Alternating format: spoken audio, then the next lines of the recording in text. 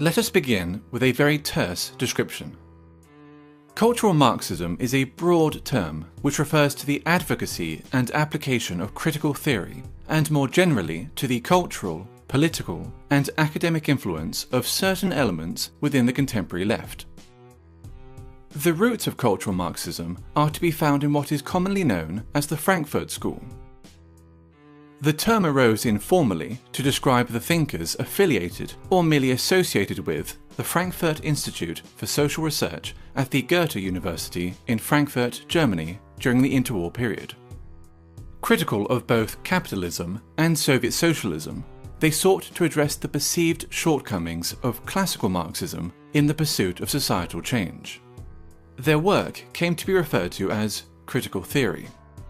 Defining or categorizing critical theory is exceptionally difficult, for it pertains to a broad, almost disparate set of ideas, individuals, and approaches.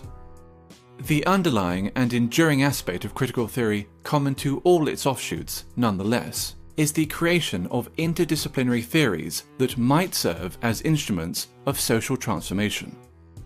During the 1960s, the Frankfurt School critical theory gained traction with some segments of the left-wing and leftist thought in both Europe and North America. Today, its influence is felt throughout Western academia, dominating the social sciences and humanities. Gender studies and whiteness studies being two such examples. One of the most influential critical theorists and an original member of the Frankfurt School was Herbert Marcuse.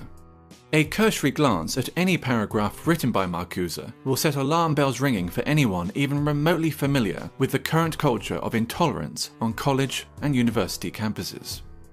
Consider the following passage from his 1965 essay, Repressive Tolerance. The small and powerless minorities which struggle against the false consciousness and its beneficiaries must be helped. Their continued existence is more important than the preservation of abused rights and liberties, which grant constitutional powers to those who oppress these minorities. Social justice, feminism, neo-progressivism, and post-colonialism, to name but a few, are all movements inspired by or born out of critical theory, and thus all come under the umbrella of cultural Marxism. Be it gender, sexual orientation, family, race, culture, or religion, every aspect of a person's identity is to be questioned, every norm or standard in society challenged, and ideally altered in order to benefit supposedly oppressed groups. Classical Marxism saw class conflict as occurring between the bourgeoisie and the proletariat, between the haves and the have-nots. Cultural Marxism views such a conflict as existing between the oppressed and the oppressors, between those with privilege and those without it. The working class has been replaced by minorities. Majority groups are typically defined as privileged and oppressive, with minority groups accordingly labelled underprivileged and oppressed. Heterosexuals are oppressive. Cisgender people are oppressive. Whites are oppressive, especially white men. Christians are oppressive. Those that do not fit into these groups are thus considered oppressed. It stands to reason, therefore, that if heterosexuals are oppressors, the solution is to encourage other forms of sexuality.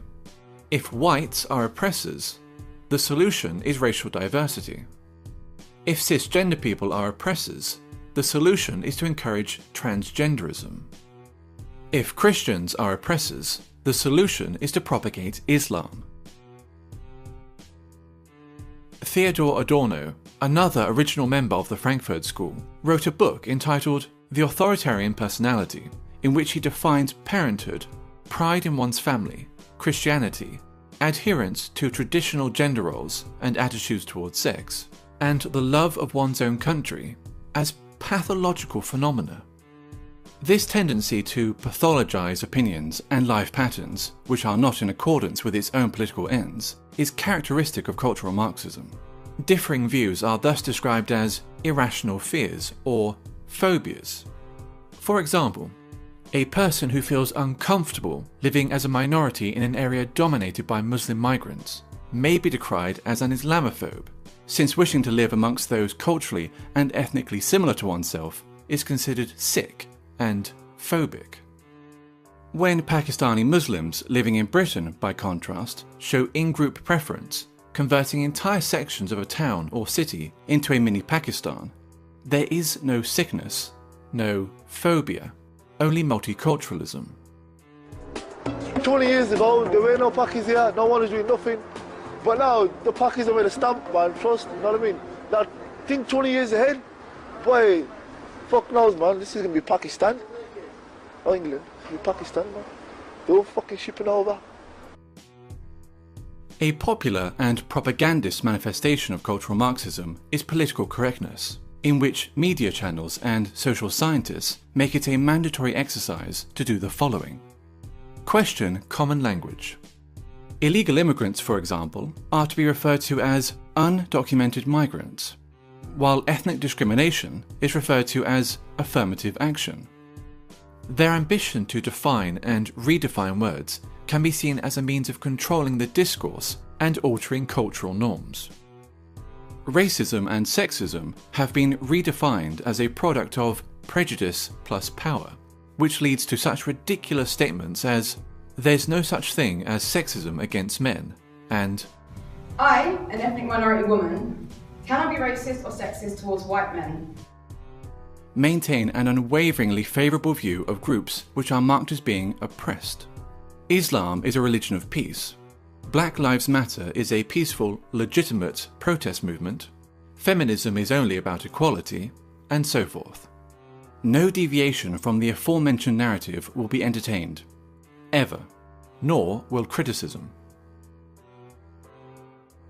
While communism, as Marx envisioned it, offered the resolution of class conflict in a utopian social system, all that cultural Marxism offers is a desolate form of eternal warfare between ever more narrowly defined groups of offended minorities.